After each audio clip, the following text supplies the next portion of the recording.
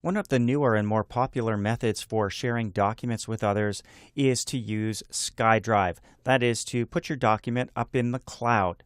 Word 2013 is definitely pushing users in that direction. SkyDrive is the new default for saving and opening files. So let's use this document, No Obstacles Bio Final 2, to save it to SkyDrive and share it with others.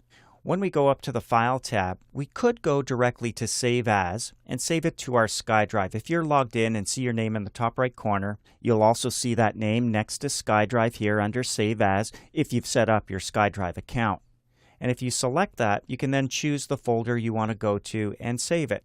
But there's an easier way if you plan on sharing. So let's click Cancel and go to Share instead from the left-hand pane.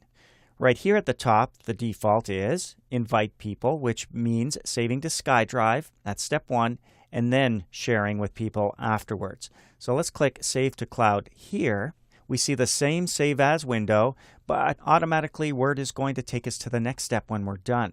So we'll click Browse, and just like working in any other folder, we're now in the cloud. We have access to our default folders for documents, pictures. Public is automatically a folder that will be shared with everyone.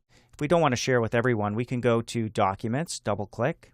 We can create a new folder. Let's call it No Obstacles, and hit Enter. Now we can open that one by clicking Open. We can keep the same name, No Obstacles Bio Final 2, and when we click Save, it's actually saved to the cloud. That means we can access it from anywhere using any device that's connected. But notice we're taken to step 2 here automatically. Inviting people could be as simple as typing in their names or email addresses if they're part of your contact list. Any names you type here will have email addresses stored with them, or you could just type in an email address here if you wanted to. I'm going to share it with this guy, drivers@lynda.com, for example. And when I hit the Tab key, I can include a personal message now. I can add additional names directly from my contacts if I wanted to. Just simply type in additional email addresses. We could also require users to sign in before accessing the document. When we're ready to share, we click Share. But before we do that, there's a couple other ways to share that, and that is to send out a link. Click Get a Sharing Link, and we have two options here. If we want to share this with people so they can view it, we can create a link to view the document. It becomes read-only to them.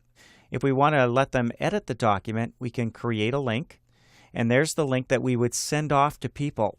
When they click that link, they'd actually go to the document itself and be able to open it up and edit it. So it's just a matter of clicking, copying, and pasting into an email. So those are a couple of different options. I'm going to go back to Invite People and go back to drivers@lynda.com. You can type in whoever you like. If there's a message you'd like to type, go ahead and type it in, and then click Share. So an email is going out to the people we've invited here in the email address field. Down below, we can now see who it's shared with. I'm the owner. There's the person who can edit it.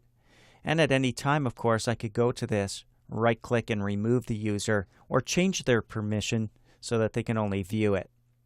Of course, you can also go online using your web browser into SkyDrive and adjust sharing options from there as well. When we're done, we simply click the back button to leave Backstage View and go back to our document. One thing you will notice when you use SkyDrive is the Save icon on the Quick Access toolbar has changed. Notice it has a little refresh icon on top of it.